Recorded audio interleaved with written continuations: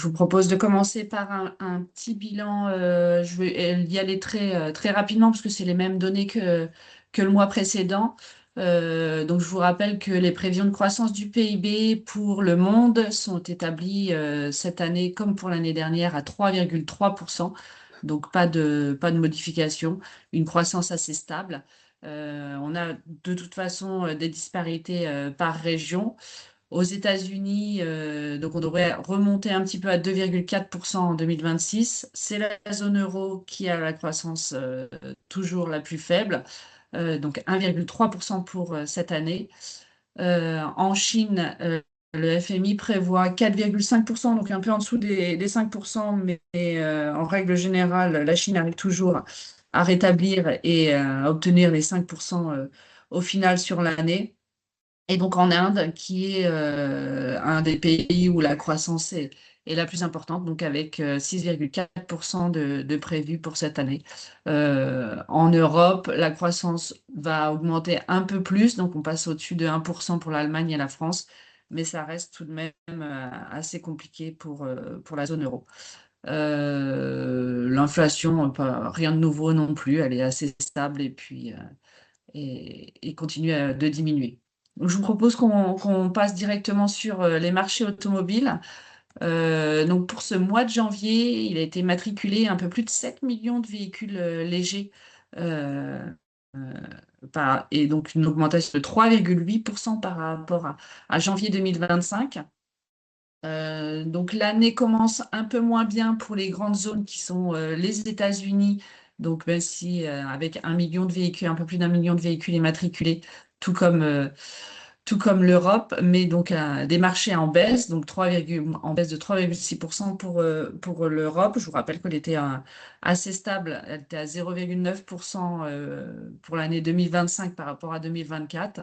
Donc on repart à la baisse. La Chine est à moins 6,8%, avec un peu moins de 2 millions de véhicules immatriculés. Je vous rappelle qu'elle avait fini l'année avec en hausse de 9,2%, avec 30 millions de véhicules immatriculés en 2025. Donc, euh, donc une Chine qui commence un peu moins bien l'année. Le Japon également, moins 3,6%. Et sinon, on a le Brésil qui continue sa croissance après avoir bien terminé l'année de 2025. Le Maroc et la Turquie aussi. Et l'Inde, effectivement, qui est toujours un marché très bien boosté et qui est en hausse de 10% sur le mois de janvier 2026 par rapport à 2025.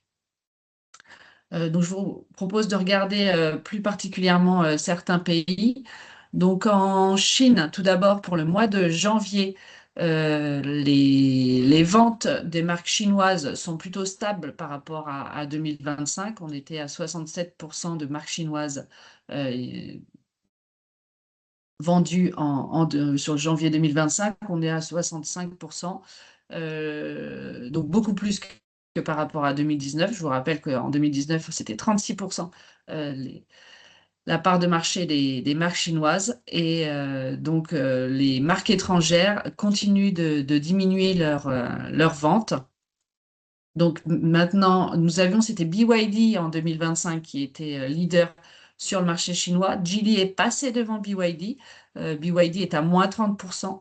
Donc est-ce que BYD commence à s'essouffler un peu? Il faut dire qu'ils ont fait une très très bonne année 2025. Donc peut-être que là, on arrive un peu à l'épuisement. Et Geely, qui avait commencé à très bien progresser en 2025, continue sa croissance et représente donc, du coup aujourd'hui 14% de part de marché en Chine. Et donc bien devant, effectivement, Volkswagen, qui se retrouve à la 4e place, derrière également le groupe Chery. Et Volkswagen qui continue de, de décroître comme pour en 2025. À noter General Motors qui commence bien l'année avec une hausse de 10%, tout comme Toyota, 5,5%. Tesla revient de 9,3%, en hausse de 9,3%. Il faut dire que Tesla a fait une très très mauvaise année 2025 en Chine. Donc les volumes peuvent peut-être revenir et en général Tesla est quand même bien en concurrence avec BYD. Donc, si BYD diminue, peut-être que Tesla augmente un petit peu. Euh, donc, voilà. Donc, effectivement, des disparités par marque et par groupe sur le marché chinois pour ce premier mois de 2026, avec des constructeurs qui sont en grosse hausse du côté des Chinois, mais du côté étranger, certains en profitent et d'autres sont en grosse chute. Si on regarde l'évolution par énergie, donc pour le premier mois de janvier, donc l'électrique en fait est très stable, mais exactement le même nombre de véhicules immatriculés. C'est surtout l'essence qui est en baisse, donc moins 11,7%. Et on a aussi le plug-in hybride qui en baisse un petit peu de moins 6,1%. Mais au final, du coup, étant donné que le marché est en baisse et que l'électrique reste stable, on se retrouve avec une part de marché de l'électrique de 26,9%. Donc, qui continue à croître sur le marché chinois. Et le plug-in hybride à 17,2%. Donc, on a un marché du véhicule électrifié quand même de plus en plus important sur le marché chinois et qui continue et qui profite bien évidemment aux marques chinoises qui là-dessus sont très bien placées. Vous avez à droite du coup l'évolution, la variation. Je vous l'ai encore mis. Alors après, effectivement, on va commencer à s'essouffler un peu de faire la comparaison avec 2019. Je vous l'ai encore mis parce que ça nous permet de voir quelles sont les marques qui progressent depuis plus de 6 ans. Donc voilà, donc là, c'est vraiment les marques chinoises qui sont en grosse progression et du côté des groupes étrangers, donc sur le marché chinois, des grosses baisses. On voit que Volkswagen, depuis 6 ans, est en baisse de moins 44%. General Motors, moins 63%, Toyota, moins 29%. Donc effectivement, c'est vraiment un marché qui profite aux marques nationales donc, sur son marché. Du côté de l'Inde, donc on a une hausse du coup, donc c'était 10% pour les VL et plus 12% pour les véhicules particuliers. Là, on est sur les véhicules particuliers, donc 452 000 véhicules immatriculés. C'est Maruti Suzuki qui reste toujours leader sur le marché indien avec 38% de part de marché. Il est plutôt stable. Et donc, c'est les autres marques qui progressent plus fortement. On a Hyundai qui est à presque plus de 10%. Du côté de Tata, on est à plus 46%. Donc, toutes les marques en général profitent de la bonne évolution de ce marché. Et, euh, et du côté, si on regarde pour l'évolution depuis 6 ans, effectivement, donc les marques indiennes et coréennes Hyundai sont en bonne, très grosse progression. Et il faut regarder plutôt du côté de Honda, Renault, Nissan, Stellantis, effectivement, qui ont peu de place. Donc on a vraiment que ces 6 marques qui progressent bien. Les autres représentent très très peu de parts de marché. Et d'ailleurs, on ne vend presque plus de voitures du côté de chez Renault et Stellantis. Du côté du Japon, pas de grands changements. Donc un marché qui est un petit peu en baisse par rapport à l'année dernière. C'est toujours, bien sûr, comme pour le marché de l'Inde et de la Chine, les marques nationales qui profitent de ce marché et qui est du coup en repli, même si Toyota est plutôt assez stable pour ce début d'année. Je vous rappelle qu'il représente 47% de part de marché, donc il domine très largement le marché japonais, suivi effectivement de Suzuki et Honda.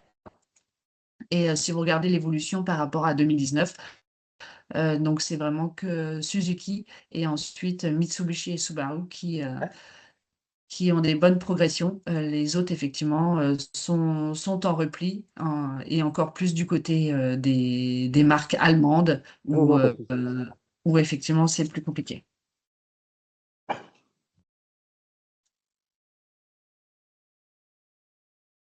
Du côté des États-Unis, donc on a quelques changements. Donc effectivement, pour ce début d'année, on a donc un marché qui est à moins 0,8%, donc un peu plus d'un million de véhicules immatriculés.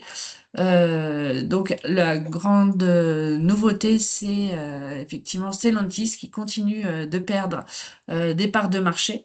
Vous avez déjà d'ailleurs vu hier la publication des résultats du groupe, donc qui sont vraiment pas très bonnes, donc avec des pertes de 22 milliards. Et du coup, donc Stellantis sur le continent américain, effectivement, enfin, l'Amérique du Nord, c'est assez compliqué. Et donc, on se rend compte qu'effectivement, il perd toujours des parts de marché, ne représente plus que 8% de parts de marché. Je vous rappelle qu'on était autour de 15% il y a 3 ans. Donc des ventes qui diminuent. Et donc, même si là, il est en hausse de 1,2%, on voit bien effectivement que c'est assez compliqué pour Chrysler de grignoter des parts de marché. General Motors reste toujours leader, avec seulement 17% de parts de marché et est en baisse. À noter que Toyota est juste derrière, donc avec 7% de parts de marché. Donc à voir si effectivement euh, Toyota pourrait passer ou pas leader sur le marché américain, ce serait quand même une grande nouveauté. Hyundai, qui n'avait pas fait une très très bonne année en 2025, reprend un petit peu là pour le début d'année, donc en hausse de 7,9%. Et vous avez sur la droite, effectivement, la répartition des parts de marché par nationalité. Donc effectivement, en 2019, les marques de nationalité américaine représentaient une voiture sur deux et on a perdu 10% de part de marché, principalement dû effectivement au groupe Stellantis qui perd des parts de marché au profit des marques japonaises ou coréennes qui progressent plutôt bien. Les Allemands qui ont gagné quand même quelques parts de marché par rapport à 2019 commencent difficilement l'année et sont en repli. Et puis sinon, on a effectivement aussi Tesla qui était à moins 7,8%, donc qui représente plus que 3% de parts de marché. Donc il avait fait déjà une très très mauvaise année 2025 et il continue effectivement sa chute. Donc à voir effectivement pour la suite. Je vous ai mis ici les ventes de véhicules électrifiés donc entre 2015 et 2025 sur les histogrammes de gauche. Donc effectivement, on voit qu'en 2015, on était à 0,7% de vente de part de marché des véhicules électrifiés. Donc c'est en vert, vous avez les BEV 100% électriques et en bleu, les PHEV. Et donc, la part de marché pour 2025 est à 9,3%, donc légèrement en baisse par rapport à 2024. On n'a pas réussi à obtenir les 10%. C'est principalement dû aux véhicules électriques qui n'ont pas progressé entre 2024 et 2025. Mais du coup, je vous ai mis à droite les ventes pour janvier 2026. Donc, c'est Tesla qui reste toujours quand même leader sur les ventes de véhicules électriques et très largement, parce qu'il représente 43%, 56% des parts de marché. Et même s'il est en baisse, je vous rappelle que du coup, on est en baisse de près de 30% d'immatriculation des véhicules électriques. Il faut dire que euh, le marché ne promue pas les ventes de véhicules électriques aux États-Unis, avec la fin des crédits d'impôt qui ont été mis à partir de septembre et donc du coup qui ne boostent pas le marché du véhicule électrique aux USA. Du côté du Brésil, donc on a toujours notre groupe Stellantis qui est leader sur ce marché, donc avec 31% de part de marché. Il est légèrement en baisse de moins 1%, mais il faut dire qu'il avait réalisé une très très bonne performance sur 2025. C'est d'ailleurs le seul pays où Stellantis réalise des bénéfices. d'après leurs résultats. Donc, je pense qu'ils vont poursuivre leur vente sur ce marché. Le deuxième, c'est Volkswagen qui représente 7% de part de marché, est en hausse de 20%.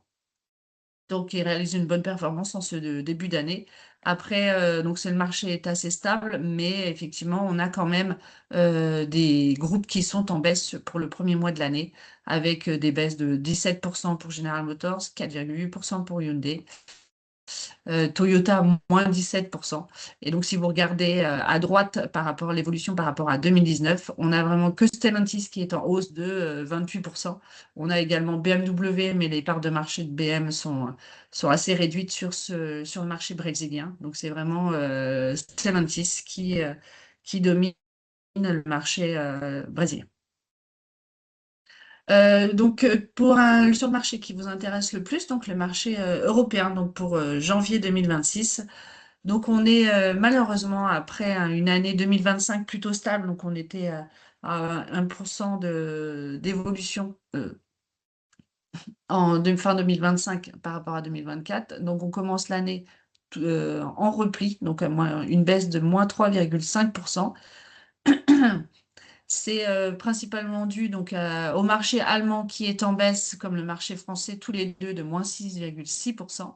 On a le Royaume-Uni qui avait fait terminer très bien l'année, qui était en hausse de 3,5%.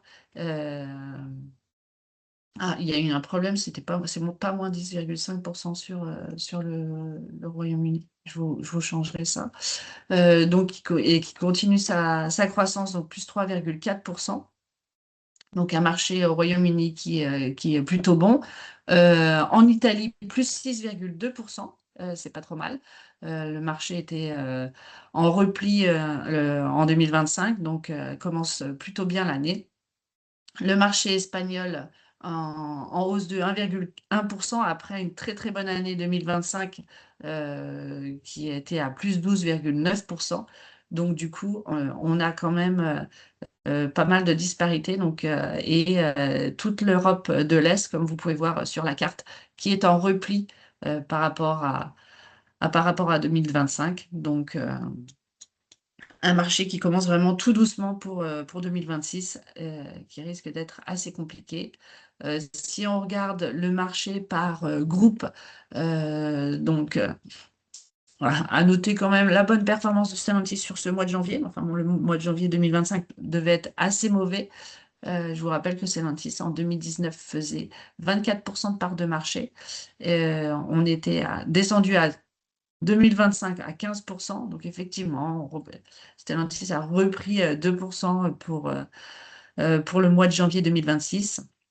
Mais c'est quand même un marché qui reste, un groupe qui reste en général en repli sur l'Europe, à l'inverse du groupe Volkswagen qui se maintient plutôt bien, même s'il est en baisse de 3,8% sur ce mois de janvier par rapport à 2025. Donc beaucoup de marques effectivement de groupes sont en baisse. On a Renault moins 15%, Hyundai moins 12,5%. Il faut aller du côté de Daimler pour avoir un groupe qui est en hausse. Et sinon, du côté des marques chinoises qui arrivent, BYD, qui commence plutôt bien l'année sur le marché européen. Et Tesla, lui, à l'inverse, est toujours en repli, moins 17% par rapport à 2025. Donc, si on regarde par rapport à un petit zoom sur les marchés allemands et français. Donc, tous les deux des marchés qui sont en repli de 6,6%. Il faut dire qu'en l'Allemagne avait eu un bon rattrapage à partir qui avait très bien fini l'année en 2025. Donc, du coup, qui réalise un marché plutôt en baisse. Donc, pour 2026, c'est quand même Volkswagen, donc avec toujours 43% de part de marché, euh, qui domine le marché allemand. Stellantis, qui avait fait des très mauvais résultats l'année dernière, reprend un petit peu de volume pour ce premier mois de l'année, donc plus 16,2%. BMW, lui également plus 7,1%, il représente 10% de part de marché, tout comme Daimler. Et après, effectivement, on a sur le marché allemand 4 marques qui dominent un peu. Et après, c'est assez compliqué pour les autres marques qui sont très en repli. À noter effectivement l'arrivée des Chinois, donc BYD, même s'il représente que 1% de part de marché, commence à arriver effectivement sur le marché allemand. Tout comme à droite, vous pouvez regarder sur le marché français, effectivement, BYD, SAIC et MG, qui représentent que pour l'instant que 2% de part de marché. On verra que chez certains pays, c'est beaucoup plus. Et du coup, mais ils arrivent progressivement, pardon, excusez-moi. Sur le marché français, donc on a Stellantis qui est quand même toujours devant. Je vous rappelle que c'était Renault qui avait fini en 2025 à la première place. Donc du coup, Renault est en baisse de moins, non, Renault est en hausse, lui, de 1,1% sur le premier mois de l'année. Stellantis en baisse. Et donc Volkswagen également. Très peu de marques sont en progression, effectivement, sur le marché français. On a Daimler. Et puis BYD et Tesla qui continuent de chuter très fortement. Donc, je vous disais effectivement que sur certains marchés, les marques chinoises progressaient très largement. C'est le cas au Royaume-Uni, où vous avez Chery qui arrive en 5e position avec 6% de part de marché, suivi de MG, on a 4% de part de marché, Geely 3% et BYD 3%. Donc on a vraiment sur le marché du Royaume-Uni des marques chinoises qui prennent de plus en plus de parts de marché et qui viennent concurrencer effectivement les autres. Les autres groupes, au Royaume-Uni, ils n'ont pas mis du tout de réglementation comme le score environnemental comme on peut avoir en France, effectivement. Et du coup, les marques chinoises profitent effectivement de la hausse de ce marché qui profite également aux autres, parce qu'on a des bonnes progressions des autres constructeurs, mais on a quand même cette arrivée des marques chinoises qui est quand même assez importante au Royaume-Uni. Donc c'est Volkswagen qui reste quand même leader avec 22% de part de marché. Et il est en hausse, suivi de Stellantis, qui lui est en baisse avec 12% de part de marché. Vous pouvez noter quand même que Tesla, lui, est assez absent du marché du UK. Du côté de l'Italie, donc c'est un marché effectivement qui est en hausse, lui qui se porte bien, qui a fait fini effectivement assez compliqué, une année 2025 assez compliquée, et donc il progresse donc, pour le premier mois de 6,3%, au bénéfice de Stellantis, donc avec 32% de part de marché et donc qui progresse de 10%, donc c'est pas mal, alors que l'année dernière elle est finie en chute. Suivi effectivement de Volkswagen qui profite également de cette hausse de s'embellit du marché. À l'inverse, Renault, lui, est en repli. Toyota est plutôt stable et du côté des Allemands, c'est plutôt pas mal. On a également, comme pour le marché du Royaume-Uni, les marques chinoises qui progressent sur le marché italien et qui représentent 8% de part de marché, non, 9%, presque 10% du coup. Donc, on voit bien que les marques chinoises progressent en Europe. Je vous ai mis également l'Espagne et la Pologne. Donc, l'Espagne qui est stable, donc à plus 1,1%, donc sur ce marché de véhicules particuliers.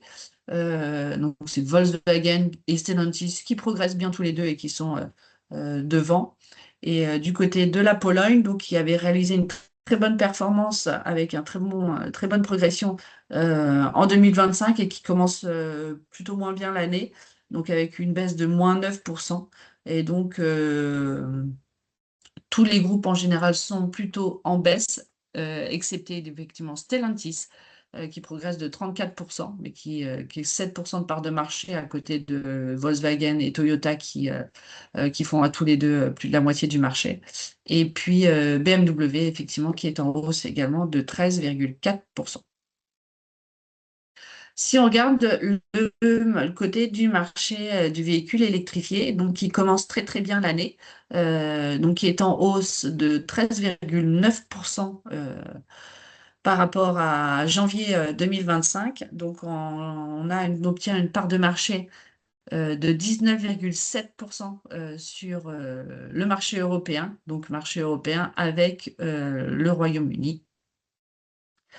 Euh, et donc 19,7% contre 16,7% en 2025, donc un marché qui progresse. Vous avez sur la carte de gauche en bleu les parts de marché des véhicules 100% électriques par pays. Quand la moyenne est à 19,7%, on voit quand même qu'on a quand même pas mal de pays, surtout effectivement de l'Europe de l'Ouest, qui sont au-dessus de cette part de marché. On a l'Allemagne qui a 22%, la France 28,3%, le Royaume-Uni 20,6%, et puis bien sûr les pays nordiques qui continuent d'avoir des ventes de véhicules électriques très importantes et qui sont en hausse. Et on a à l'inverse, effectivement, même si le Portugal, lui, est toujours été un peu à part, donc avec une part de marché importante de 25,8%. On a l'Espagne, l'Italie, où du coup, les ventes de véhicules électriques, même si elles sont quand même plutôt en progression, donc on a en Espagne, même si elles ont progressé de 30%, on représente toujours que 8,9% de ventes des véhicules 100% électriques.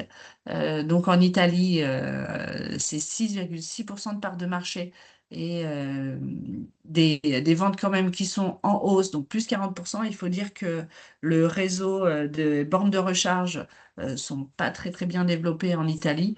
Donc il faut pouvoir développer ce réseau pour pouvoir augmenter, je pense, le marché des véhicules électriques. Mais bon, du coup, un marché véhicule 100% électrique qui se porte bien sur le marché européen. On a trois pays qui sont en repli. Euh, des parts de marché qui ont du mal à décoller, du côté de l'Europe de l'Est. Mais effectivement, c'est le véhicule hybride et le PHEV qui progresse donc le véhicule hybride qui représente aujourd'hui 38,5% de part de marché. Donc en hausse encore de plus de 3% par rapport à 2025. Donc un marché hybride, même s'il est en repli en Allemagne, il faut dire qu'il avait fait une très bonne année 2025. Il continue de progresser et la réglementation européenne, effectivement, ne fait pas en sorte que le véhicule électrique grossisse un peu plus que prévu. Je vous ai mis ici l'évolution des parts de marché par pays, vous regarderez ça. Effectivement, on voit que donc ces véhicules électrifiés BEV plus PHEV, vous avez en foncé, c'est le BEV et en clair, donc c'est le PHEV. Donc par rapport à 2025 et 2026.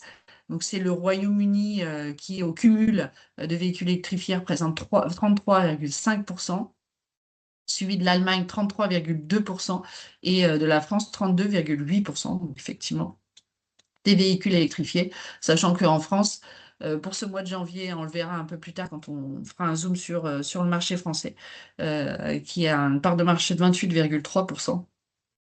C'est pas le PHEV qui permet de gagner des parts de marché du côté de la France, mais du Mais coup, Claudine, c'est le seul pays, parce qu'en fait, c'est la oui, fiscalité qui veut dire. Mais, mais dans oui, tous bien les sûr. autres pays, on voit les hybrides en fait augmenter, hein. Oui, c'est ça, oui, les PHEV qui progressent bien. Même en Espagne, on a Ouais. 12% de PHEV contre 9% seulement de véhicules 100% électriques. Donc le PHEV, effectivement, Et en regardant le pourcentage, on voit que l'augmentation, en fait, dans la plupart des pays, est supérieure au PEV, en pourcentage, hein. Je ne dis pas en valeur absolue. oui, en pourcentage, oui, effectivement. Le PHEV sur les autres pays européens, hormis la France, où le PHEV progresse, continue de bien progresser par rapport à 2025 et risque de le faire encore dans les mois suivants. Tu as raison, Pascal. Je vous ai mis l'évolution des ventes de BEV par groupe en Europe ici. Donc, c'est Volkswagen qui a vendu le plus de véhicules électriques, 100% électriques, donc en 2000 donc là, c'est 2025 par rapport à 2024 sur une année complète, parce que je n'avais pas les données le mois dernier, donc je vous les donne maintenant. Donc l'année dernière, on était presque à 300 000 véhicules immatriculés du côté de Volkswagen. Donc c'était en 2024, c'était Tesla qui était leader des véhicules 100% électriques. C'est maintenant Volkswagen. Tesla, lui, était en repli de moins 21% en finissant l'année. Donc effectivement, qui a perdu des volumes. Donc, on peut voir effectivement que Skoda très très bien progressé effectivement sur les ventes de véhicules 100% électriques sur le marché européen. Donc, on est presque à 175 000 véhicules immatriculés. Renault avec boosté par les ventes de sa Renault 5 qui progresse très très bien également et arrive à près de 167 000 véhicules immatriculés, donc à la quatrième position. On a ensuite BMW qui progresse également et Audi. Et donc, à noter que BYD arrive en septième position avec 130 000 véhicules immatriculés pour 2025 contre 47 000 en 2024. Donc, une très bonne progression de cette marque chinoise, même si effectivement, ne peut pas bénéficier de, de, au niveau de la réglementation en France, mais on voit qu'effectivement, pour tout ce qui est local content, ce sera plus compliqué peut-être pour BYD en fonction des mesures qui vont être prises, mais on a vraiment eu cette arrivée des Chinois, comme on l'a vu, qui peut être boosté par le marché au Royaume-Uni. Du côté de MG, lui, c'est en baisse, moins 26%, parce que c'est plus des voitures, effectivement, en thermique et PHEV qui ont été boostées du côté de MG.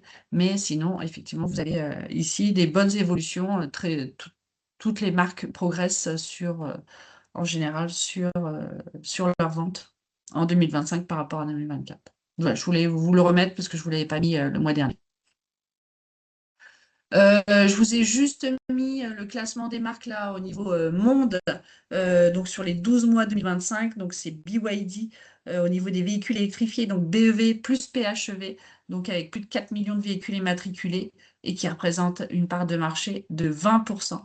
Donc loin devant Tesla qui est à 8% de part de marché pour 2025. Et à droite, vous avez les ventes de 100% électriques sur les 12 mois. Donc, c'est toujours quand même BYD qui est en tête, donc avec 7,6% et qui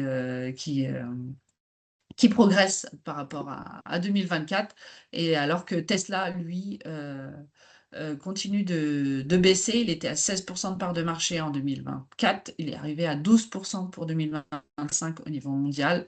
Et bientôt dépassé sûrement par Geely, qui, on l'a vu, progresse énormément sur son marché national et qui devrait progresser effectivement sur d'autres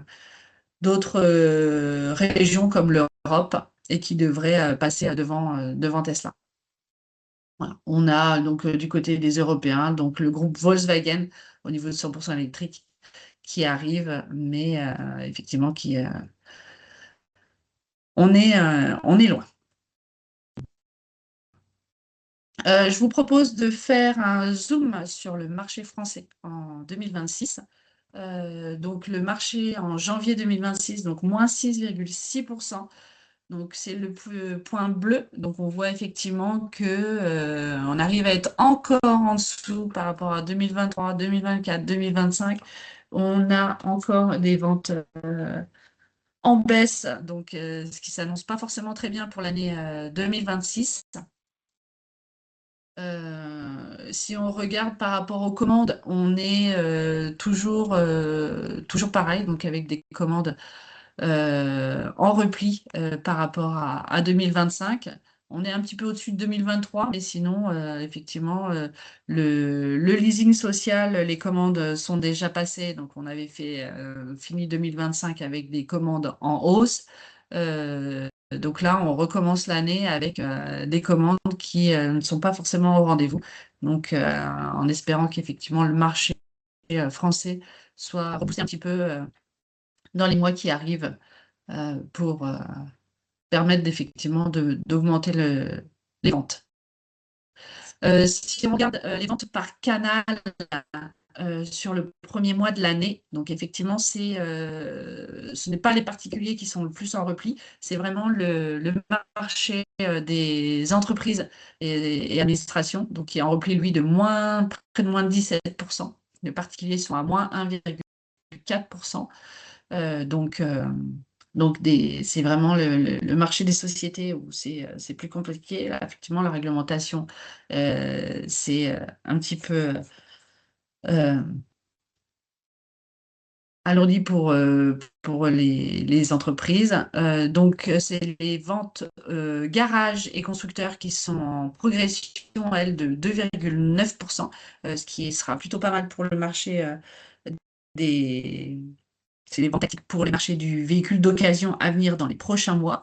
Et sinon, effectivement, les ventes continuent leur baisse. Je vous ai mis les zooms par canal pour les différentes marques. Vous pouvez regarder ça quand je vous enverrai la présentation. Effectivement, du côté de Renault, c'est toujours le marché du particulier qui est le plus important, près de 60% pour le particulier, 34% pour l'entreprise. Et là, effectivement, ce sont les marques qui sont plutôt spécialisées sur le marché du particulier, qui sont boostées, puisque le marché est plutôt stable, comme on l'a vu, il était à moins 1,4%, alors que les ventes aux entreprises sont plus compliquées. Donc, effectivement, ça reste plus compliqué pour Peugeot, où du coup, on est seulement à 34% pour les particuliers. Et à l'inverse, effectivement, Dacia, qui a un bon marché du particulier, a fait plutôt un bon mois pour le mois de janvier. Donc, je vous laisserai regarder ça. Claudine, Euh, pardon, j'ai une question. oui, excuse-moi, Pardonne-moi Océane. là, autre, c'est quoi? C'est les ventes tactiques ou c'est Oui, quoi? autre, c'est les ventes au garage Ouais, et ok. transit temporaire aussi. Merci. Je vous ai mis l'évolution des véhicules, des ventes de véhicules neufs en leasing. Donc, les ventes continuent du côté des particuliers de bien progresser. Donc là, c'est le leasing social qui a permis quand même de booster. On était en 2025 à 63% des ventes qui étaient en leasing, c'est du côté des véhicules aux particuliers. On est passé à 68%. Donc là, c'est clairement dû effectivement aux ventes du leasing social. Parce que si on regarde les ventes aux véhicules électriques pour les ménages, on était à 84%, on est passé à 91%. Donc c'est sûr que quand on achète un véhicule électrique, on l'achète 9 fois sur 10 en leasing, ce qui permet un peu d'être rassuré au niveau surtout de la revente et puis euh, de ne pas être pris avec les batteries ou autres. Donc voilà, donc les ventes en leasing qui continuent de bien progresser, boostées vraiment par les ventes de véhicules électriques. Du côté des sociétés, ça reste toujours stable. On est à 86% des ventes de véhicules neufs qui passent en leasing.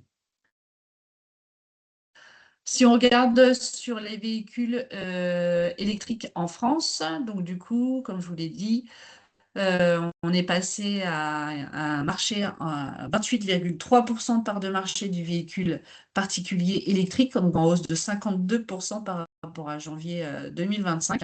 Euh, Bien sûr, c'est principalement dû toujours au leasing social avec les immatriculations donc qui arrivent, qui sont encore avec les livraisons qui arrivent, parce que je vous rappelle que le leasing social avait commencé en septembre.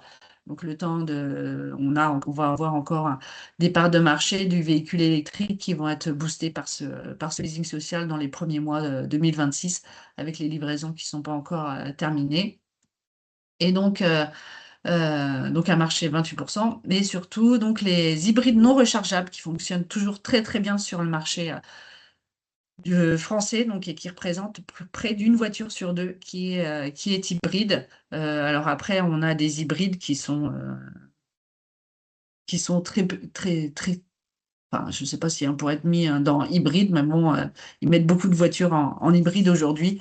On a du mid-hybride, du full hybride, donc, euh, donc voilà. Et les hybrides rechargeables, effectivement, représentent plus que 5% de part de marché, très peu. Donc, c'est vraiment les véhicules 100% électriques qui boostent ce marché français. Justement, sur les véhicules électriques, donc la part de marché donc, est arrivée à 28,3%. On voit effectivement qu'elle est bien en hausse toujours avec ce leasing social. Et si on regarde effectivement qui achète ces véhicules électriques, donc c'est principalement, donc vous avez 35%, c'est pour les sociétés et 31% pour les ménages. Effectivement, les locations courte durée, très peu de véhicules électriques, 8,5% seulement. Donc, c'est vraiment sociétés et ménages qui à eux deux, font les véhicules 100% électriques et qui boostent ce marché. Les points de recharge continuent de progresser assez lentement en France, mais continuent de progresser. Je vous laisse regarder ça. Et puis, ici, si vous avez ce tableau qui représente effectivement la part de marché des véhicules 100% électriques par marque. Donc, vous avez sur les colonnes de gauche les ventes de véhicules électriques. Au milieu, vous avez les ventes de véhicules particuliers par marque, donc Renault, sur les 21 404 véhicules immatriculés au mois de janvier 2026. 7 864 étaient des véhicules 100% électriques, ce qui représente 37% de part de marché. Donc on voit effectivement que Renault continue de progresser sur ses ventes de 100% électriques et donc a augmenté sa part de marché de 27% à 37% donc pour le premier mois de l'année. Vous pouvez remarquer qu'en général, les progressions sont plutôt assez bonnes pour l'ensemble des groupes qui ont progressé sur leur vente de véhicules 100% électriques. On a seulement Audi qui a été en repli sur le volume de vente de 100% électriques. Euh, mais ces ventes au global étaient quand même en repli, donc la part de marché progresse. Et donc voilà, donc on a des très bonnes performances sur l'ensemble des groupes qui boostent leur marché des ventes 100% électriques. On a BYD, effectivement, qui continue aussi également de progresser sur ses ventes, mais qui représente plus que 71%. Effectivement, pour les marques chinoises, le score environnemental ne leur permet pas vraiment sur le marché français d'être leader pour l'instant. Vous avez ici l'évolution de la part de marché en France par marque des 100% électriques. Donc on voit effectivement que Renault a bien progressé, principalement dû effectivement à un modèle qui est sa Renault 5 qui fonctionne très très bien et qui lui permet d'avoir 26% des ventes de véhicules 100% électriques en France, suivi de Peugeot qui progresse tout de même, même si effectivement c'est plus compliqué pour les marques du groupe Stellantis. Donc Peugeot qui est en deuxième position avec donc 14% de part de marché de la marque dans les ventes totales de BEV en 2026. Et on a ensuite Citroën et puis Volkswagen. Donc voilà. Donc c'est vraiment les Renault, Peugeot et Citroën qui sont leaders sur ce marché. Et après, c'est plus compliqué pour les autres. Vous avez les ventes ici des principaux modèles électrifiés. Donc, c'est, comme je vous disais, les ventes de la Renault 5 qui booste le marché et qui représente près de 4000 véhicules immatriculés rien que sur le mois de janvier 2026, loin devant le Scénic et puis la 208. Du côté des PHEV, donc c'est le Toyota CHR qui est, euh, qui est leader sur le vent de PHEV, mais il faut dire que le marché du PHEV n'est pas très bon, donc des volumes assez faibles. Et c'est surtout donc sur l'hybride où la Peugeot 208, avec plus de 4000 véhicules immatriculés, euh, donc permet à Stellantis d'avoir des bons volumes. Du côté du marché du véhicule utilitaire léger, donc on est sur le premier mois de l'année, donc un marché qui est en baisse, donc un marché qui avait été quand même assez compliqué en 2025 et qui continue effectivement d'être compliqué, donc moins 2,8% par rapport à 2025. Je vous rappelle que par rapport à 2019, je vous l'ai encore mis, mais on est toujours en chute, on est en repli de moins 31%. Donc un marché vraiment du véhicule utilitaire léger assez compliqué.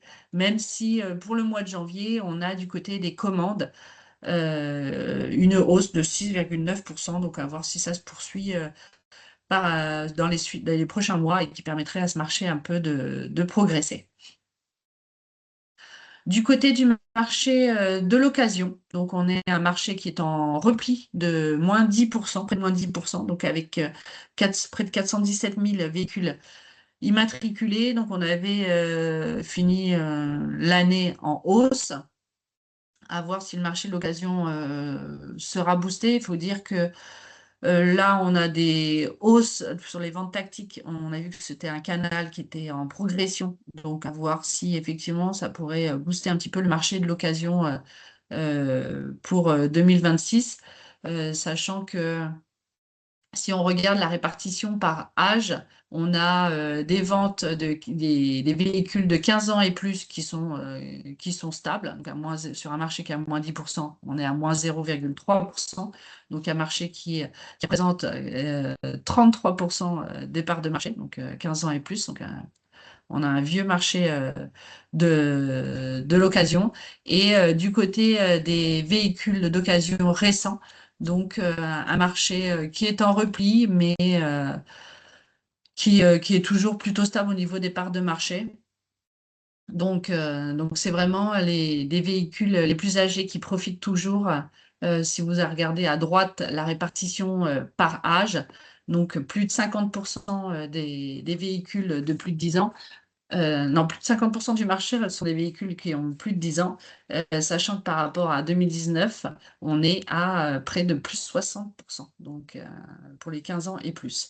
Alors que pour les autres, effectivement, c'est toujours compliqué, surtout pour les véhicules de moins de 1 an, où là, effectivement, les approvisionnements de véhicules tactiques pourraient un peu booster cette partie.